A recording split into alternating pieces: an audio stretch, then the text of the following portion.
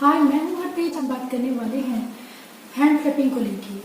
Hand flapping क्या है और हैंड फ्लैपिंग एक स्टिमुलेटिंग बिहेवियर है जिसे हम कहते हैं कि सेल्फ स्टिमुलेटरी बिहेवियर, जो बच्चे अक्सर खुद को काम करने के लिए करते हैं या फिर खुद को रिलैक्स करने के लिए करते हैं। तो ये जो बिहेवियर है ये स्टार्टिंग में तो बहुत ही थोड़े टाइम के लिए होता है। फ्रॉम द अर्ली चाइल्डहुड ये स्टार्ट हो जाता है, खासकर जिन बच्चों को ऑटिज्म रहता है उन बच्चों में ये बिहेवियर काफी ज्यादा देखने को मिलता है। लेकिन ऑटिज्म का कुछ लोग इसको सिम्टम मानते हैं। एक बच्चा अगर हैंड फ्लैपिंग करता है तो ये जरूरी नहीं है कि उसे ऑटिज्म ही हो, लेकिन ऑटिज्म में हैंड फ्लैपिंग जो है अर्ली चाइल्डहुड से ही अगर एक बच्चा हैंड फ्लैपिंग कर रहा है और लगातार वो करता जा रहा है और 3 साल की एज के बाद भी जब कर रहा है तो ये एक चिंता का विषय है, एक कंसर्न का विषय बन जाता है। तो बहुत जरूरी है इस चीज का ध्यान देना कि एक हैंड फ्लैपिंग जो अपने आप चली जाती है टाइम के हिसाब से, लेकिन एक हैंड फ्लैपिंग है जो दिन ब दिन बढ़ती जा रही है और बच्चे के बड़ा होने के साथ भी वो बिहेवियर जो है वो ज्यादा होता जा रहा है। तो ये जो है ये चीज ऑटिज्म की तरफ इंडिकेट करती है। अब हम जानेंगे कि आखिर बच्चे हैंड फ्लैपिंग करते क्यों हैं। हैंड फ्लैपिंग का सीधा सा रीजन रहता है कि बच्चे अपने आप को काम डाउन करने के लिए करते हैं या फिर खुद को रिलैक्स करने के लिए करते हैं। इसे हम स्टिमिंग भी कहते हैं कि कुछ बच्चे जो है खुद को शांत करने के लिए सब बिहेवियर्स करते हैं जो नॉर्मली हम भी करते हैं, लेकिन वो चीजें इतनी नोटिसेबल नहीं होती। लेकिन हैंड फ्लैपिंग बहुत ज्यादा नोटिस होता है।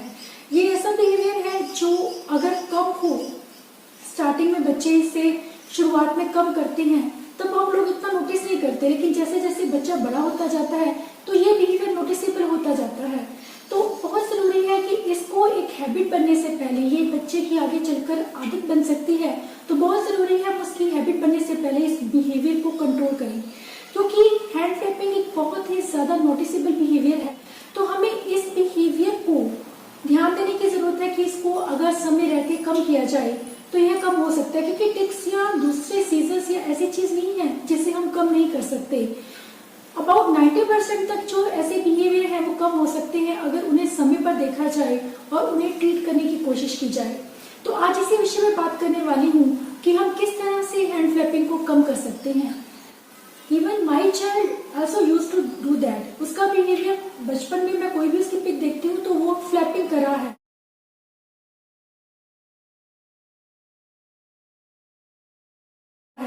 तो फ्लैपिंग जो है एक कॉमन सा सिम्टम रहता है, उसमें बच्चे इतने ज्यादा लॉस्ट हो जाते हैं कि वो एक प्रॉब्लम बिहेवियर बन जाता है, क्योंकि बच्चों की लर्निंग को अफेक्ट करना स्टार्ट करता है। तब हमें जरूरत रहती है कि इस बिहेवियर पर ध्यान देने की और इसके लिए कोई इंटरवेंशन करने के लिए बिहेवियर मैनेजमेंट किया जाए, जिससे इस बिहेवियर को किस तरह से कम किया जाए। ये बिहेवियर तब तक ठीक है जब तक बच्चे की लर्निंग अफेक्ट नहीं हो रही या ये नोटिसेबल नहीं है, लेकिन ये जरूरत से ज्यादा होने पर इसको कम करने की जरूरत है। तो किस तरह से कम करेंगे? सबसे पहले हमें कम करने के लिए बिहेवियर को ओवरऑल देखने की जरूरत है कि बच्चा बिहेवियर कब और क्यों करता है, क्योंकि हमें रूट कॉज का जब तक पता नहीं है तब तक हम उसका कोई प्लान नहीं कर सकते हैं। कोई इफेक्टिव प्लान बनाने के लिए जरूरी है कि हम पहले बिहेवियर को नोटिस करें। कई बार बिहेवियर थोड़े समय के लिए होता है, कई बार बहुत ज्यादा समय के लिए और काफी लंबे टाइम तक रहता है। तो देखने की जरूरत है कि बच्चा कब बिहेवियर करता है, बिहेवियर के दौरान वो क्या करता है, क्योंकि बिहेवियर भी बच्चा कई तरह से फ्लैपिंग करता है। उसके बाद में क्या हुआ बिहेवियर की, ये चीजें देखने की जरूरत है। अगर हम इनके नोट्स बना लें, ठीक से लिख कर रख लें, तो हमें डाटा कलेक्ट करके पता चल जाएगा कि बच्चा आखिर बिहेवियर करता क्यों है। इसके पॉसिबल रीजंस क्या रहते हैं? सबसे बड़ा रीजन रहता है एक्साइटमेंट। बच्चे ओवर एक्साइटेड रहते हैं। ऑटिज्म में बच्चों को इमोशंस पर कंट्रोल कम होता है, एक्साइटमेंट बहुत ज्यादा रहती है, चाहे वो खुशी है चाहे वो प्रॉब्लम है कोई, उस वजह से बच्चे बहुत ज्यादा एक्साइटेड हो जाते हैं। तो उस एक्साइटमेंट को शो करने के लिए बच्चे ऐसे करते हैं। एक रिसर्च के अकॉर्डिंग 70% तक बच्चे एक्साइटमेंट के चलते हैंड क्लैपिंग करते हैं। तो बहुत जरूरी है कि इस बिहेवियर को एक्साइटमेंट के टाइम पर हमें बच्चे को किस तरह से सिखाना है। अगर बच्चे का बिहेवियर ड्यू टू एक्साइटमेंट ये हो रहा है, एक्साइटमेंट उसका रीजन है, तो हम उसे खुद पर कंट्रोल करने की टेक्निक सिखा सकते हैं, जैसे कि डीप ब्रीदिंग है, उसको कंट्रोल करना। ऐसी कुछ स्ट्रेटेजीज कि खुद को किस तरह से हमें कंट्रोल करना है, हमें अपनी मुट्ठी को बंद करके अपने आप को कंट्रोल करना है, रादर देन हम हैंड क्लैपिंग करें। उससे बेटर है हम अपने आप को कंट्रोल किस तरह से करेंगे, उन्हें कंट्रोल करने की कुछ टेक्निक सिखाकर, सेल्फ रेगुलेशन की तरीके टेक्निक्स सिखाकर आप इस बिहेवियर को कंट्रोल कर सकते हैं।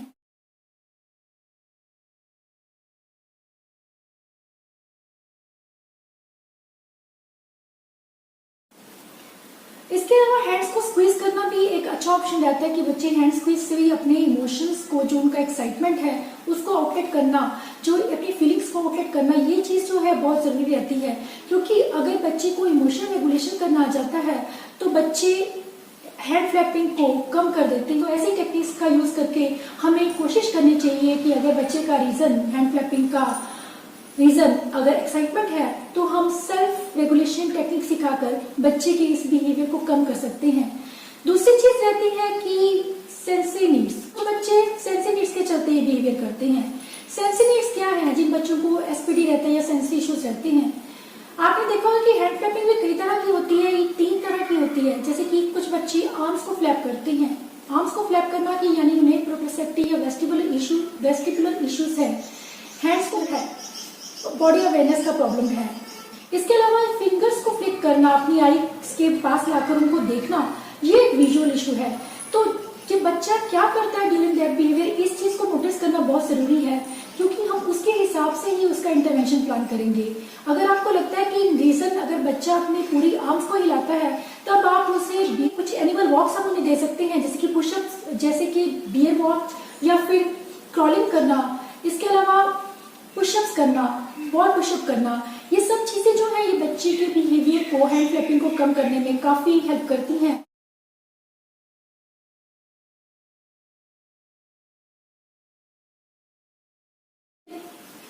बच्चे प्रोप्रोसेप्टिव इनपुट को सीख करने के लिए अक्सर ऐसा बिहेवियर करते हैं। तो अगर हम उसे वो इनपुट अगर एक्सरसाइज के थ्रू मिल जाता है तो बच्चों का ये बिहेवियर ऑटोमेटिकली कम हो जाता है।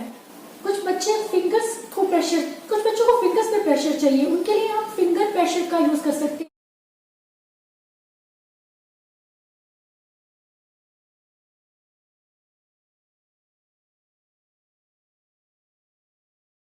कुछ बच्चे अपनी हाथों को डेस्क के नीचे दबाकर रखना पसंद करते हैं, उन्हें हाथ पर प्रेशर चाहिए तो उन्हें प्रेशर दे सकते हैं।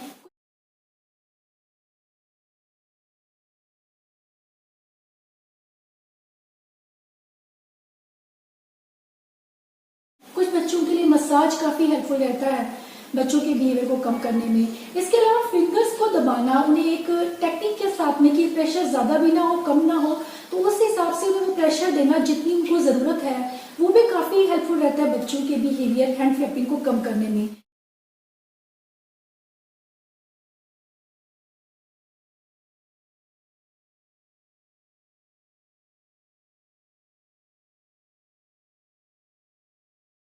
प्रेशर देना या फिर वाइब्रेशन टॉय का यूज करना भी काफी हेल्पफुल रहता है बच्चों के लिए। जिन बच्चों को हैंड्स में वाइब्रेशन चाहिए, जिन बच्चों को फ्लैप, जो बच्चे अपनी उंगलियों को हिलाते रहते हैं लगातार, वो चीज जो है उनके लिए वाइब्रेशन टॉय यूज कर सकते हैं। आप उनके हैंड पे रख सकते हैं जब उनसे आप प्ले कर रहे हैं। वाइब्रेशन भी एक अच्छा वर्क करती है बच्चों की हैंड फ्लैपिंग को कम करने में।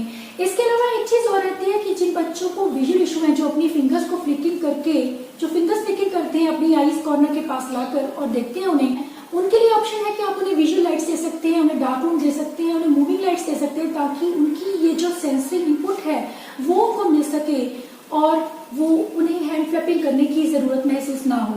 कुछ बच्चे जो ड्यूरिंग स्ट्रेस या फिर एंजाइटी के करते ऐसे करते हैं। कई बार बच्चों को स्ट्रेस लेवल ज्यादा रहता है, जब कुछ अनप्रेडिक्टेबल चीज है उनके सामने ही, कुछ ऐसा हो रहा है जो वो प्रेडिक्टेबल ही है उनके लिए, तो वो काफी स्ट्रेस्ड हो जाते हैं। कोई एक अलग सी चीज उसके सामने आ गई, कोई सरप्राइजिंग वे में कोई चीज आ गई, तो बच्चे उस चेंज को जो एक्सेप्ट नहीं कर पाते।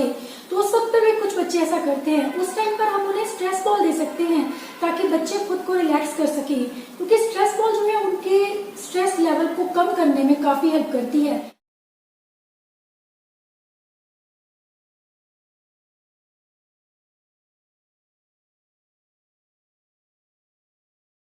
आप चाहे तो बैलून में फ्लोर भर कर भी उन्हें दे सकती हैं। कई बार वर्क करते हुए बच्चे बहुत फ्लैपिंग करते हैं, तो उन्हें कॉन्सेंट्रेट रखने के लिए हम उस टाइम पर भी, ड्यूरिंग वर्क टाइम भी हम उनको ये चीज दे सकते हैं ताकि बच्चे फोकस रहें।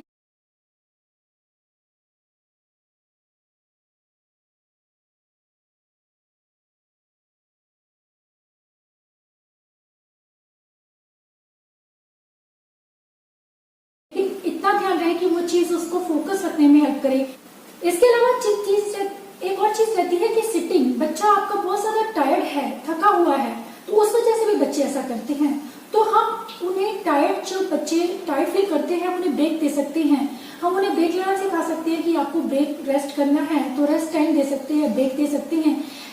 उनके लिए ब्रेक का कार्ड आप अपने टेबल पर ही रखिए कि जब भी आपको लगे कि आपका बच्चा टायर्ड है और टायर्ड होकर वो ऐसा करे, उससे पहले ही आप उसे ब्रेक दें ताकि उसे वो करने का मौका ही ना मिले। इन सभी पॉसिबिलिटीज को कम कर देंगे जिससे लगे कि आपके बच्चे का हैंड क्लैपिंग स्टार्ट होने वाला है। उस रूट कॉज को कम करने की, उस पर वर्क करने की बहुत ज्यादा जरूरत है। हमारे बच्चे की हैंड क्लैपिंग को इनकरेज करें। इसके अलावा बच्चे की सिटिंग कैसी है, बच्चा अच्छे से बैठा हुआ है, क्योंकि कुछ बच्चे कॉन्सेंट्रेट नहीं कर पाते, फ्री बैठे हैं। कुछ बच्चे जब फ्री रहते हैं तब भी ये सब करते हैं, तो उस वक्त पर जरूरी है कि हम उनके हाथ में कोई ना कोई चीज दे दें, कोई एक्टिविटी दे दें, उनको फ्री कम रखें, क्योंकि जितना आपके हाथ बिजी रहेंगे उतना ही ये बिहेवियर कम रहेगा। इसके अलावा कुछ बच्चे सिटिंग इश्यूज होने की वजह से भी ऐसा करते हैं, मूविंग करना, फ्लैपिंग भी करते रहना, तो आप उन्हें एक्सेस कुछ ऐसी पिलो, चेयर पर आप पिलो दे सकते हैं उन्हें बैठने के लिए। कुछ बच्चे जो एग्रेशन के लिए ऐसा करते हैं, उन्हें आप हिट करने के लिए कोई टेडी बियर सॉफ्टवेयर दे सकते हैं, बच्चे जिसको हिट कर सके, ताकि उनका वो एग्रेशन उस पिंचिंग, हिटिंग के थ्रू निकल सके रादर देन वो हैंड क्लैपिंग के थ्रू निकले। तो हमें एक कुछ ऐसा अल्टरनेटिव जो है वो देना जरूरी है, ताकि बच्चे की वो सेंसरी नीड्स जो है वो पूरी हो सके और बच्चा जो है अनमेट सेंसरी नीड्स के चलते ऐसा ना करे। इसके अलावा एक चीज और आती है कि हम उन्हें रिप्लेसमेंट, जिसे हम कहते हैं कि रिप्लेस करना, ये टेक्निक बहुत ज्यादा यूजफुल रहती है कि हम बच्चे के बिहेवियर को, फ्लैपिंग को हम रिप्लेस कर दें किसी और बिहेवियर के साथ जो थोड़ा उससे अप्रोप्रिएट हो, नॉर्मल नहीं हो लेकिन कुछ अप्रोप्रिएट हो। लेकिन धीरे धीरे हम कोशिश करेंगे उसे नॉर्मल में लाने की भी। लेकिन पहले हम वर्क करेंगे कि हैंड क्लैपिंग से ज्यादा ठीक है कि अगर बच्चा क्लैपिंग करे, अगर वो एक्साइटेड है तो आप क्लैप कर सकते हो या कुछ और कर सकते हो, हम ऐसा उससे कुछ बताएं। इसके अलावा मिरर में उसको दिखाना कि देखो आप क्या कर रहे हैं, तो उससे बच्चा जो है थोड़ा डिस्ट्रैक्ट होता है। बच्चे के बिहेवियर को डिस्ट्रैक्ट करना, स्टीमिंग के टाइम पर अगर आप उसे डिस्ट्रैक्ट करते हैं कि क्वाइट हैंड्स, ऐसा कुछ इंस्ट्रक्शन देना कि हैंड्स इन पॉकेट या फिर क्वाइट हैंड्स, ऐसे कुछ इंस्ट्रक्शन देना जो है वो काफी हेल्पफुल रहता है।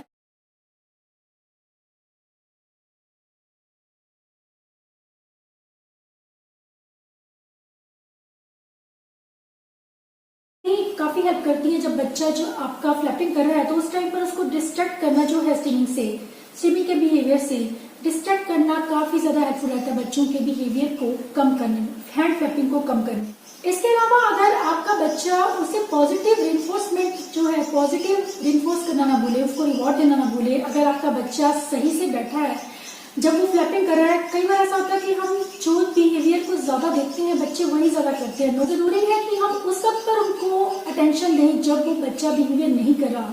हम उन्हें सोशल प्रेस कर सकते हैं कि वेरी गुड सिटिंग, ऐसे कुछ सोशल प्रेस जो है वो भी बच्चों के लिए काफी हेल्प करती हैं बच्चों के बिहेवियर को, पॉजिटिव बिहेवियर को मेंटेन करने में, बनाने में।